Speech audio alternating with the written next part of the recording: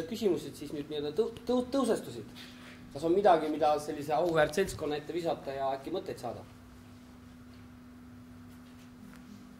Jah, palun. Kas te käite koolitusi tegemas ka põhikoolis? Kas mina käin või kas siin viibijates? Kas te olete üks grupp? Ma tean, et Haaralt olen lugenud sealt teie, Tiina, sina või teie, kuidas? Ma ei tea, me võime äkki... ja Abet mul libika ei ole teie öelda. Et ma tean, et Haaralt oma seltskonnaga teeb vist küll koolitusi. Aga kas te koos ka nagu toimite teete koolitusi? Pole vist teinud veel. Veel mitte, aga tegelikult ühe su kolleegiga. Mul ühe tiimiliikmega vist, tegelikult te tegite või lähete tegema? Me läheme esmaspäev, teisipäev, kolmapäev tegema ettevõtlikkuse koolitust noorsootöötajatele. Aga kas põhikooli õpilased kuuluvad ka teie huviringi või teile meeldiksid pigem sellised gümnasistid ja üliõpilased? See sõltub sellest, kuidas inimesed on valmis, nagu enamus igasugu õppelahendustest. Aga muidugi ka see, kui nad on valmis selleks.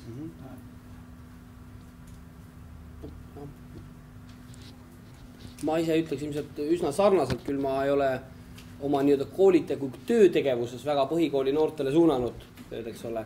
Et siis ma eelistaksin isegi isiklikult töötada nende inimestega, kes neid koolitama hakkavad. Ma ei mõtle mitte Haraldiga, vaid kui keegi ise oma noortega tahab midagi ette võtta, siis ma arvan, ma olen kasulikum selle inimese aitajana, kui sinna kohale sõitjana selles mõttes. Lihtsalt te näisite nii inspireerivad ja te kõnelesite just selliste mõtetega nagu üks põhikooli kolmanda kooliastme õpilane praegult kõneleb ja mõtleb, et selles mõttes kõige paremas mõttes. Põhikooli kolmanda astme nimel ma võtan selle kiituse vastu. Selles mõttes mul oleks kahju, kui te koolitaksite ja siis keegi tuleks, et see oleks väga võimalik. Ma tea, kui sõltub konkreetsest juhtumist, kui on kuskil põnev ülesanne, siis tegijad leiab. Minu teadlik tegevus näiteks möödunud 5 aasta jooksul on väga konkreetselt suunatud sellele, et ma oleksingi sellises seisundis, nagu ma olen.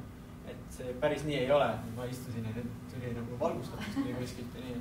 See käib ainult võib-olla filmides. See on ikkagi väga teadlik enesega tegelemine, et see oleks nõnda. Ja inspiratsiooniblogi on selleks, kus ma püüan siis mingil moel neid niimoodi kokku võtta, et äkki see toimiks kellegi teise peal ka. Lootusega, et see nõnda on. Selles mõttes, et respekt Haraldile, et ta süstemaatiliselt töötab. Mina olen selline tüüp, kes ma mõtlen asjade peale, kui ma ei saa aeg-ajalt sellest rääkides, ma hakkan hulluks minema. Ja siis on paras, kui keegi korraldab mingit konverentsi või seminari ja siis ma saan ennast välja elada ja laadida.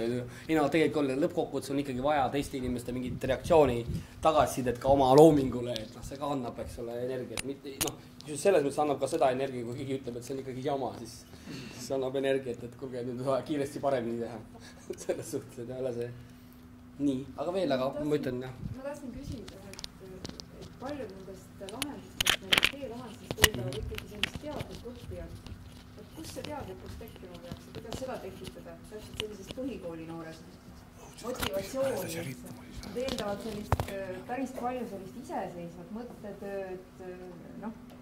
Tõesti, see asi peab väga huvitama, et seda tööd teha, ilma et keegi kogu aeg nagu piitsaga kubjas kõrval seisaks. Ja rääkimata sellest, et klassis, kus on 30 noort, on 30 eri huvidega noort, eks ole. Võib-olla on seal 2-3, kelle huvid nagu ühtivad. Aga kui sa mõtled klassisse, selles mõttes siin ei pea jalgratas leiutama. Ma olen Eestiski on proovitud, aga Inglismaal on koole, mis opereerivad niimoodi. Taaskord neidis leiab näited, eks ole. Kui sul hakkab sellest pihta, eks ole, mingil hetkel on see suur eelis, kui igaühel on juba see taskumobiil olemas. Aga või arvuti igaühel, eks ole, või arvuti klassis. Ma eile ühe inimesega pikalt rääkisin, et üks asi on see, et sa ei tea täpselt, mis huvi igaühel on. Küll aga saad mingi sihi panna, eks ole.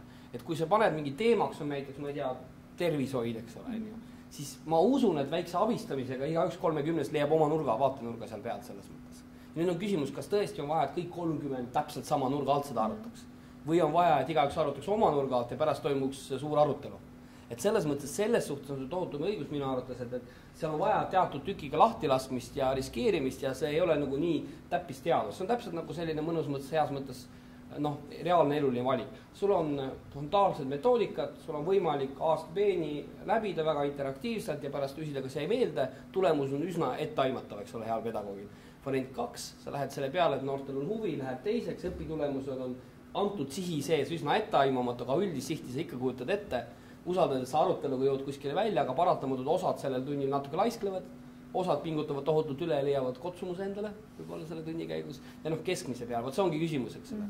Et see natuke, ma arvan, nõudlikum küll, aga ma ei usu, et see tohutult õppijalt, no mina ütlen, enamik ägedaid asju on üles ehitatud nii, et sa ise öeldes nii, et kohe, kui sul on liiga lihtne, sa teed midagi keerulisemat.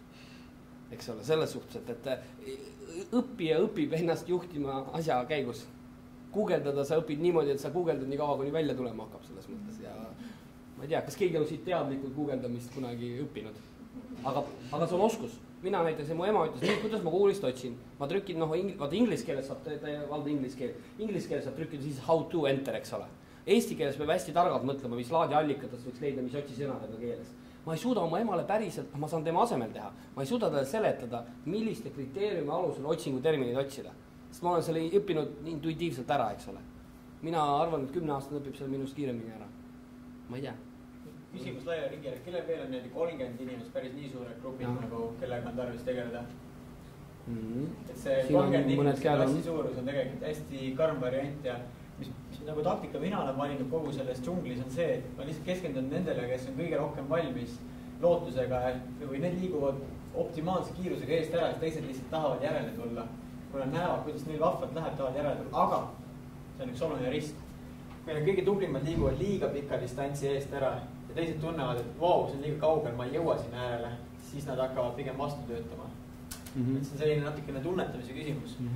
Aga mulle endale praegu tundub, et kuna seda on nii palju, mida kõike oleks vaja mingil moel toetada, siis otstarbekam on keskenduda noorte liidritele, noorte endi hulgas, kes mingil moel võiks seda impulssi edasi anda. Et selle süsteemi loomisel mõelda, kuidas ma saan selle grupi sees, kes on need inimesed, kelle ma peaks niimoodi väikse impulsi andma, et tema annab selle sära siis teistele edasi. Sellise nurga mõelda. Sest 30 igaühega individuaalselt tegeleda meeletult suur väljakutse. Üks mu kolleeg rääkis mul loo, ma ei usku, ma päriselt seda kuulsin, aga täitsa eesrindlikus Tallinna Kesklinna koolis sai laps, mis ta on siis, mis klass, 6. klass, sai märkuse kunstiõpetuse tunnis, nimelt tehti karbikesi paberist. No ka on oluline asi, eks ole, see on ikkagi, kui tehakse karbikesi, siis tehti teatud tüüpi karbikesi, aga tema tahtis teha teistmoodi karbikesi, aga täitsa karbikesi. Aga kuna ta ikkagi talle seletati, et ei, see ei ole selle tunni materjal, et sedamoodi karbikesi, selle tunni materjal sedamoodi karbikesi teha. Aga kuna ta keeldus ja tegi ikkagi omamoodi karbikesi isepäiselt tunni lõpuks, siis sai märkuse e-kooli. Et nüüd on see küsimus, eks ole, ma ei kahtle kunstiõpetuse tunni vajalikkusest, ma ei kahtle, et kunstiõpetuse tunnis tuleb luua. Ma ei kahtle selles, et seal peab elementaarne distsipliin olema, et üldiselt on mõtet enam-vähem samas suunas kõndida, vähemalt selle asja. Aga miks pagana pärast peab 30 õpilast kunstiõpetuse tunnis samasugust asja tegema? Mine taeva nimel, eks ole. Selle asemel, et öelda, nüüd on nagu lugu, et teil on loomine ülesanne, tehke kast. Ütleme, kui eeldame korraks, neil on arvuti iga veel olema. Või kamba peal. Nii ütleb õpetaja. Nüüd on lugu nii, et arvestatud selle tunni saavad need, kellel on tunni lõpuks paberist karbike. Pluss, eks ole, eraldi lisahinde mingise boonuse saavad need, kellel on kõige toekamad ja asjalikumad volditud karbikesed. Ja nüüd on teil aega, eks ole, 40 minutit, et guugeldada, leida parima ägedama karbi lahenduse internetist, õpetuse, voltida see kokku ja presenteerida ja kui veel hästi läheb, boonuspakett on see, kui te jõuate veel teha karpides multfilmi. Ja ma olen täitsa veendunud, 40 minuti jooksul saab teha väga geniaalsed erinevad karbid, teha neist kiirelt stop motioniga multfilmi ja YouTube üles panna klassiprojektiga. Ja ainus asi, mis tuli teha, on see, et loobuda kontrollimast, mis tüüpi karbikesi lõpuks tehakse. Selles mõttes. Ja see oleks nagu loll näide, aga see karbikeste teema on päriselt on olema sellist kunstiõpetust. Ma ei ole väga interneti kasutaja, et siis üks oligi see Facebook, mis sai tehtud, et selle reaalse sõnumi edasi andmiseks ja kuna nad siis kõik võtsid mind sõbraks, see tähendas, et nad on nõus minuga suhtlema. Et need asjad, kõik mis siin räägitakse, et need noored, kes on sellest huvitunud, nad leiavad selle nagunii, et aga osadega tuleb lihtsalt järjepidevalt ja rohkem panna infot nii internetis kui panna seintele neid plakateid, et ta ei lähe sellest lihtsalt mööda, et ta vaatab selle peale ja see on selline see on pikk töö. Et see kõik on huvitav kuulata endale Minu enda lastele, nemad on sellega kursis, ma näen. Aga tööd, kellega lastega ma teen, on see tunduvalt keerulisem. Aga nad oskavad kasutada ja ma saan neist aru, mis nad seal teevad. Et ma ei ilgu nende jälle. Tundub, et e-õppes on üks oluline puudus, kui me mõtleme, et on need 3 moodust, ühed on rohkem visuaalsed õppijad, teised tahavad kuulata, 3 on näiteks kätega tahavad midagi teha. Siis mulle tundub, mida e-õppe praegu ei suuda pakkuda, on see nendel inimestel, kes on kinesteetilised õppijad. Need on tõenäoliselt need poisid klassis, kes on kõige agressiivsemad ja räägivad kõige rohkem ja nii edasi. Nendel ei pruugi e-õppe seda lahendada ära. Aga küsimus on, kuhu neid suunata, kuhu neid kanaldada, sest kogu sekkumine, häirimine või mis iganes on energia. Energiat on mõistlik kuskile suunata, mitte seda kinni hoida. Vana hea judo põhimõte. Vastane teda ründab, sa mitte ei ründa teda vastu, vaid kasutab tema jõudu, et ta pikali saada. Mina ise olin ka väga jutukas ja tegevus tüüp 7. klassis, aga klassijuhataja nutikas inimene kanaldas mõistlikusse kohta. Selleks on meil noorteorganisatsioonid, igasugu ringid, asjad. Ja ma pakun, et nemad ise plakati põhjal sinna ei lähe, aga kui sa suudad märgata inimeses midagi, mis võiks talle haakuda, kas või, et lihtsalt kas või natukenegi haakuda ja suunata, ma näen, et sa oled näiteks, ma mõtlen, kuidas mulle seda adresseeriti, et ma olen mingi jutukas ja elav inimene, et saadame see Discordi konkursi. Ei, mitte plakat ei ole see, et mine kuskile, vaid plakat on sõnum edasi andmine läbi selle info, mida see, et seal toimub selline üritused loomulikult ja lisaks sellele. Aga sõnumi andmine, et kui ta alati ei kuule mund, et siis seda sõnumit ta loeb, ta tuleb küsib, et kuule 3 päeva pärast, mis sa mulle öelda tahtsid sellega. See on sama see paganama asünkroonsus, eks ole. Et mingis mõttes, kui sa elavalt ütled 3 päeva tagasi, keegi ei mäleta, kui ta jääb sinna ülesse, siis võib juhtuda 3 päeva hiljem, ta hakkab oma uut mõju omandama selles mõttes, uut tähendust.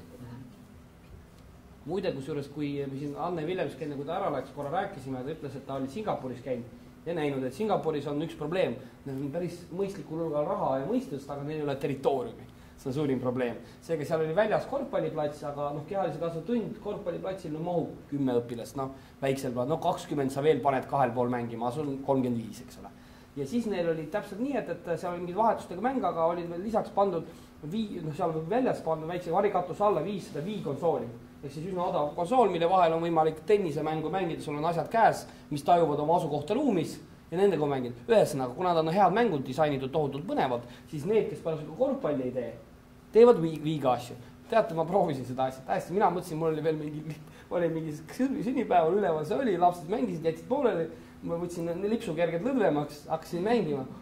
Ma pidin pärast särki vahetama, sest need asjad haaravad nii kaasa. Nüüd on küsimus selles, et sisuliselt kehalise kasvatustunnis võeti mängukonsool ja pandi ta füüsilise koormuse osaks selleks ajaks, kuni nii edasi. Nüüd hetkel need konsoolid on tehtud väga primitiivsete pallimängude ja golfimängudega, aga varem või hiljem hakatakse neid disainima taaskord edasi mingisuguse autojuhtimise peale, kraanajuhtimise peale, maade avastamise peale, mis tahes asjade peale selles mõttes. Ehk siis ma ütlen, et see on Haraldi väga õige point, et hetkel see asi on, aga sinna ka liigutakse juba selles mõttes. Ja järjest enam. Lõppkokkuvõttes nendele saab panna midagi tegema ja siis filmi üles võtma seda ka, kuigi ja ei saa. Just enne pausi Lauriga arutasime ka, et seesama näide, et õpetajad muutuvad loomavamaks kasutama, kui nad kasutavad samamoodi mis tahes e-õppe lahendusi. Et kui see vana koolisüsteem on pidevalt piiranud, et mul on 45 minutit, mul on 4 seina ja mul on 30 last, kes vaatavad suurte küsivate silmadega või uniste silmadega, mul vastu silma, siis teen nendega. Ma kirjutan siis kriidiga natuke tahvlile, et nüüd on tekkinud uued võimalused, mis avaldavad ka õpetajate võimalused.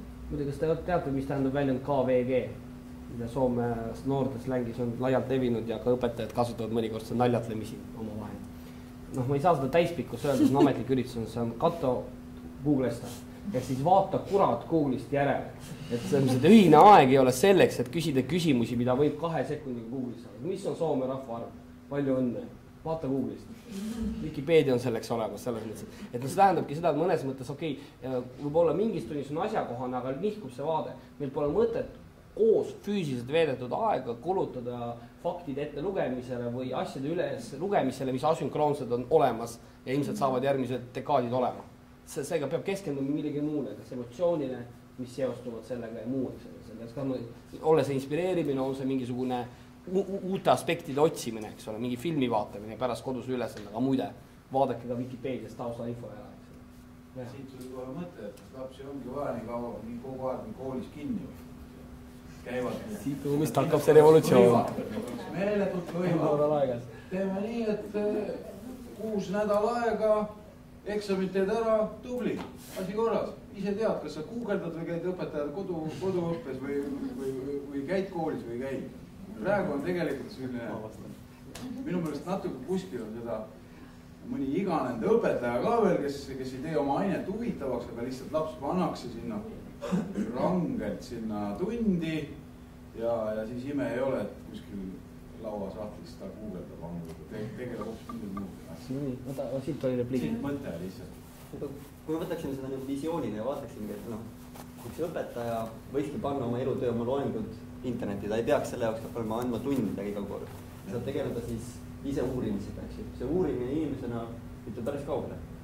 Viime nüüd korraks selle tasandini, et need eestikeelne kõrgharidus oleks kõikidele kätte saadav 5 aasta pärast. Kõik, mis on vähegi selles akadeemilises keskkonnas saadaval, on igale ühele terves maailmas, ID-kaardid on sisse, saad igalt püsta paha, kus kohad maailma otsas ja tead, mis Eestist toimub. Sest eestlase tihti on oma elu ju korraks välismaale ka.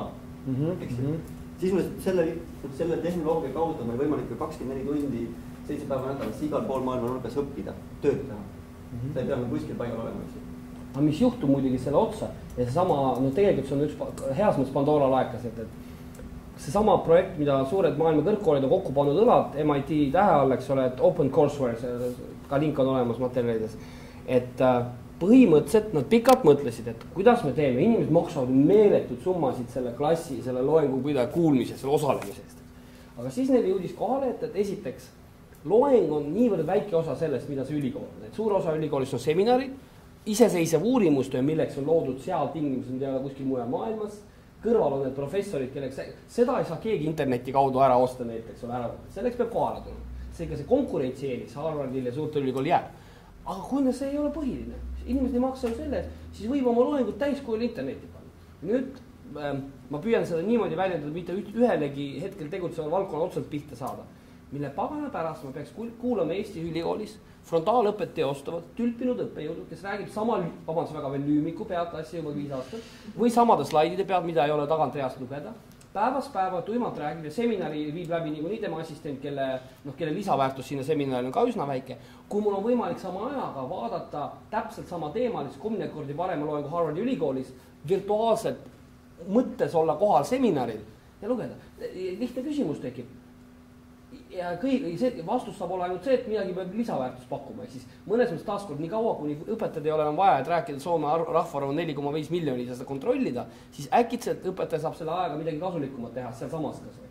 Kui võimujal, eks ole, või kuskil. Siis tuleb siit ja siis siit. Kui tekib see päris huvi, kui ta tõesti avastab midagi, mis on nii temalik teema, see tuleb millises kanalist, siis ta teeb seda, kuni tal on mingisugune kindel tunne, et ma sain sellega hakkama. Ma tean nüüd nii palju ei oskan. Ja seda kutsuda esile noortest, see on nii võrratu. Täna me elame revolutsiooni hetkel, kus kohas me praktiliselt kõik natuke eitama veel seda revolutsiooni. Aga sa võid tõesti enda pead tsensuurimata võidki leida selliselt pinnalt ideid, mida võib-olla me siin oma rahalistes olukordades, oma rollis, oma sellises keskkonnas võib-olla ei saagi kohe lahendada, aga sealt tuleb ideid, mis jah, 4-5 inimest veel kampa võtta tõesti oleks võimalik. Ja see ongi nagu visiooni tekitamise hetk, kus meil kõigil on ju praegu täitsa võimalus lihtsalt öeldagi, et mina tahaksin teha seda, kaks härrasmeestik täna siin näitavad, mismoodi võib inimene hakata liikuma, kui tal on mingisugune äratundmise rõõm olnud juba. Kui nad tõesti leiavad midagi, mis neid väga huvitab. Ei, ma läksin hoopis hästi pragmaatiliselt 2 jalaga maa peal öeldes on ju see praegu probleem minu meelest hariduses ju see, et mille alusel nagu hinnatakse seda õpilase edasijõudmist ja ka õpetaja töö kvaliteeti on just need samad faktid. Et samamoodi võiks õpilane minna eksamile öelda, et ma võtan oma arvuti kaasa ja ma nüüd guugeldan siin ja ongi mul kõik vastused olemas. Soome rahvaarv, suuremad jõed, järved, mäed, eks ole, et tegelikult need teadmised, mida tänane kool annab, ongi sellised faktiteadmised ja siis nagu ongi küsimus, et kuidas ma hoian seda motivatsiooni üleval. ja kes on see, kes annab hinnangu sellele, et kas ma üldse liigun õiges suunas, sest kõik on niivõrd selles faktimaailmas kinni. Et kui ma seda oma loovust näitan, et selle kunstiõpetaja probleem nende kastide voltimisega on see, et õpetaja ei oska hinnata seda teistsugust kasti, teda ei ole ka õpetatud. Tal on oma parameetri arusaam sellest, milline on õige kast.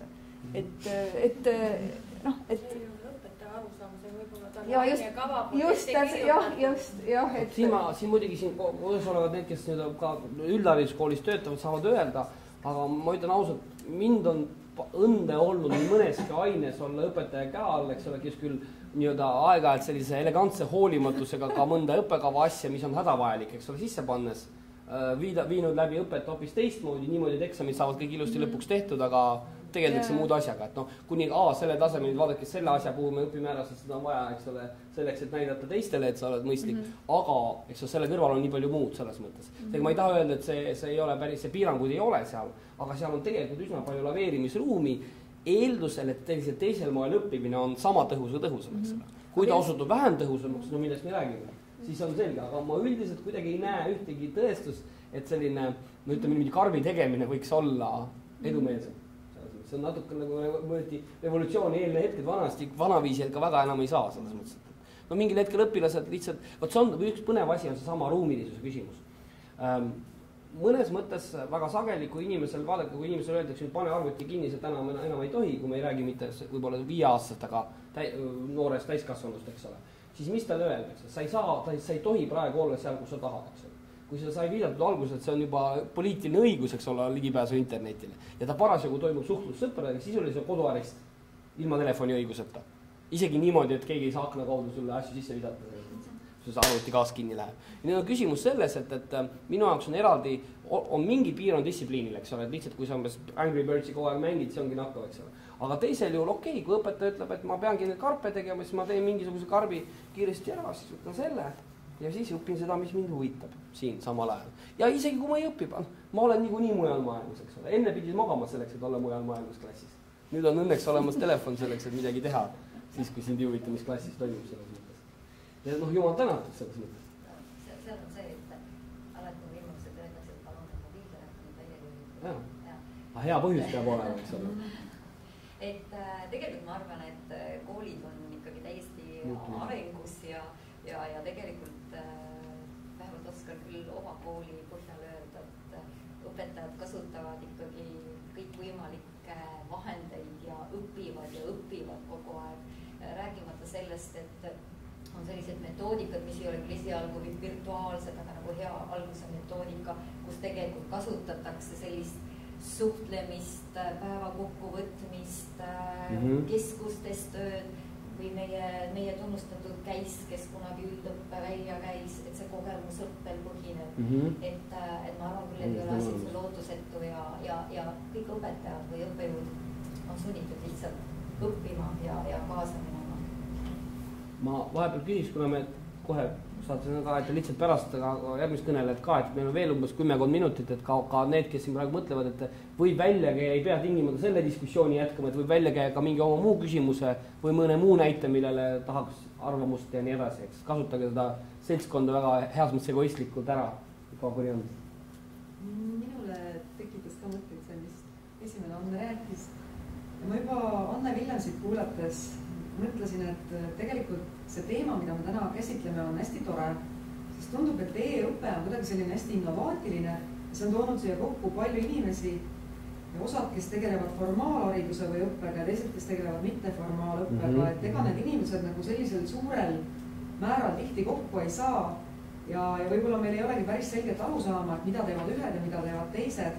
Ja ma leidsin Anne Villemsi ettekandest, et minu meelest meil üksteisel on hästi palju nendelt erinevatelt valdkondadelt õppida. Et võib-olla noorsootöös on palju selliseid mõnusaid, interaktiivseid ja lõbusaid lähenemise, mille taga on siis mingi suurem eesmärk midagi õpetada, aga võib-olla mitteformaalse õppimise planeerijad alati nagu ei ole ise sellest niivõrd teadlikud, sest õppekavas neil on pigem võib-olla mängude õpetus ja mitte selline, ma ei tea, sügavam õpetamise filosoofia. Küll aga jälle formaalharisuses on olemas väga pikalt testitud sellised põhimõtted, et kuidas midagi üldse õpetada, kuidas midagi planeerida, et iga asi, mis me teeme, igal asjal peab olema eesmärk, et ka umbes huumorit lisates me tegelikult teame, mida me tahame saavutada. Nii et me lihtsalt ei tule ja ei mängi, nii et minu mõelest Anne seda täna hästi näitas ja ma leian, et see on see kokkupuutepunkt, et ühed saaksid õppida lõbusamalt asja tegema ja teised võib-olla metoodilisemalt ja teadlikumalt. Mis oleks siis, kui meil oletame pärast 5. klassi, 6. klassi asemel oleks 1 aasta elukooli, mitte kooli, vaid elukooli. Ja see on see, et me saadame siis selle, kui vana ta võib olla siis 13 või 14, ja me saadame ta igasugu väljakutsetele vastu astuma. Siis ta peab vaatama, kuidas ta suudab ennast orienteerida, kuhu minna, kuidas füüsikaseadused tema peal toimuvad ja kuidas ta oma raha suudab toimetada. Ja siis, mis juhtub siis, kui ta tuleb nüüd ütleme 7. klassi tagasi, 1 aastane elukooli vahel, kuidas te hindate, milline võib selle mõju talle olla? Et kui me ei jää kinni korra selles, et kuidas me täpselt seda korraldame, eks ole, või kui see oleks võimalik. Hüpoteetiline küsimus lihtsalt, kui meil oleks nagu elukool, nad teevad midagi, ma ei tea, 1 aasta malevat või mida iganes, eks ole. Välismaa sõitmist. Mis mõju sellel võib olla? Väga hea mõju, täpselt sama nagu inimene on elu aeg Eestis elab. Ja siis on endast nii head arvamused ja siis korra käib kuskil ära. Ups, täpselt sama efekt. Eelmine aasta käisin õuesõppe konverentsil Tammapere. Ja see näitas väga hästi, kuidas mul sama e-õppe pool ja seda õuesõppe pool, kus on vaja nagu ellu jääda ja asju teha ja kuidas seda omavahel ka siduda. Ja kui te räägite ellu jäämisest, siis me vaatasime seal YouTube'is videot, kuidas Soome lasteaialapsed, 4-5-aastased terava Soome bussiga lõikavad puuliistusid, et teha mere ääres tugeva tuule käes lõket. Siis ma julgen väita, et kui me selle internetikeskkonnaga natuke seostame selle päris metsaga, kus on seenelõhna, me saame seda männikoort katsuda, eks ole, erinevad meeled tööle panna, siis annab head tulemust.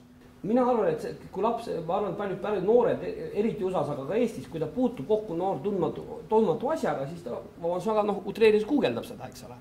Sisuliselt hakkab infot otsima, eks ole. Seega ühelt poolt, kas on see looduskeskkond teistsugune, kas on see elukooli periood, eks ole, mis paneb ta otsima, kui ta oskab otsida abi, siis ta ka sealt otsib, eks ole. Ja eriti naljakas on see, et ma vaatan, et see kokkuvõrked sünnivad sellises olukorras, klassikaline asi, mida võib-olla keegi siin tegeleb seksuaaltervise kasvatusega ja muuga. See on ju geniaalne, et kunagi vanasti oli emal nii, et kuskil kapis piisavalt kõrge riiul see Ulrike ja mingi raamat, eks ole, avameelset abi. Ja õigel hetkel oli see vaja kuhugi jätta, eks ole. Nüüd selleks ajaks, kui laps saab aru, et oma vanemad üritavad kohmakatele midagi seletada, ta küsib, et kas sa tahad mul seda või seda asja seletada. Me eile vaatasime YouTube'is ühte asja, kas see või? Selles mõttes, eks. Et see on see huvitav asi, see katkemine, et seal ajal, kui kusagil veel arutatakse, et mis vanuses on õige lapsele üldse selliseid sõnu tutvustada. Ta on ammu nendega tutvunud. Ta lihtsalt on piisavalt tark, et ei ütle teile, et on nendega tutvunud selles mõttes. Ja ma ei tea, kas on tingimata selles suhtes halb, eks. Aga samavõrd muidugi tuleb tähele panna, et kui me usume, et inimene leiab netist abi reaalsetele probleemidele, siis samavõrd seal võivad tekkida reaalsed probleemid, eks ole. Klassikaline asi, eks ole, et väga paljud vanemad jätkuvalt arvamusel, et kui sa kellegiga suhtled online ja kes siin nagu mõnes ahistab või räägi isegi seksuaalselt või üldse terroriseerib, eks ole. Et mis seal viga on? Paned klikid akna kinni. See ei ole nii, sellepärast, et noore reaalsuses akna kaudu suhtlemine on sama reaalne suhtlemine kui näost näkku ja ta suudab sama vähe seda akent kinni panna, kui ta suudab reaalses elus ümber pöörata ja ära minna selles mõttes. See on nüüd selle teine pool, miks seda võiks tõsiselt võtta, et niikuinii on laps selles elu, ütleme õhtul, kui kool lõpeb ära ja kui vanem ütleb, küll on hea, laps on netis ja vähemalt ma ei tea, ei ole väljas õlut joomas, eks ole, või kui suitsetama, siis tegelikult ta võib olla palju karmimasse kohta läinud ja ta võib siiski abi vajada. Alles eelmisel aastal lõputööde kaitsjad siis pidasid oma ettekandeid ja minu meelest sealt tuli ka väga selgelt välja, et kui lapsed otsivad näiteks seksuaalkäitumise teemadel nõu, et neil võib midagi väga pakilist olla, siis nad lähevad sinna lasteportaali, sest nii-öelda noorteportaali, sest julgem on ju suhelda noortele, aga tegelikult nad vajaksid täiskasvanute abi ja siis isegi on mõned nagu küsinud, halloo, kas siin on mõni täiskasvanu ka, et palun vastake mõni, kes on vanem kui 18-aastane. Seda nägid sakslased ka, et kui nad tegid selle Webmani kampaania, eks ole, kus siis räägiti interneti siis enda liiga palju andmete väljapaiskamised, sa võib-olla ei taha, et kõik teaksid su elu kohta pilte ja nii edasi, eks näeks, et siis nad tegid sellise nii-öelda oma Facebooki analoogi sellise konto ja ütlesid, et võt, siin saab rääkida ka, eks ole. Ja see on täiesti hämmastav, noored elementaarselt lahti lagasid, et seal keegi on, kes räägib nendega. ja siis kirjutasid sinna, ütlesid, nii, aga mul on selline mure nüüd, eks ole. Ja siis juhtus nii, et nendele ootamatult, nende kampaania, mis pidi olema PR-kampaania noortele, kujunes sisuliselt online nõustamissüsteemi loomiseks. Et siin, kuna see oli suur Saksa agentuur föderaalne, siis nad sisuliselt suutsid kiiresti eelarvevahendid ümber paigutada nii, et sinna tekkis 5 inimest, kes järjest kogu aeg noortega suhtlesid selles mõttes. Noh, tulemus geniaalne selles mõttes, nad said väga sadade ja tuhandete noortega reaalselt diskuteerida teemal, eks ole.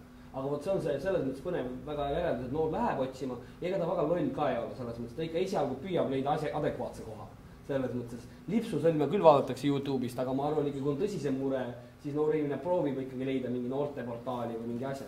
Aga tihti vaata ei ole enam aru saada, et kes seal suhtlemisportaalis on, et kui Reidis võib-olla algul mõned vanemad inimesed ka pissid oma nina, siis vahepeal olid nad orkutis, aga alati on nagu edasi liigutud ja ühel hetkel see noor nagu suhtlebki omasugustega ja omasugused annavad talle sellist kapsalehe nõu.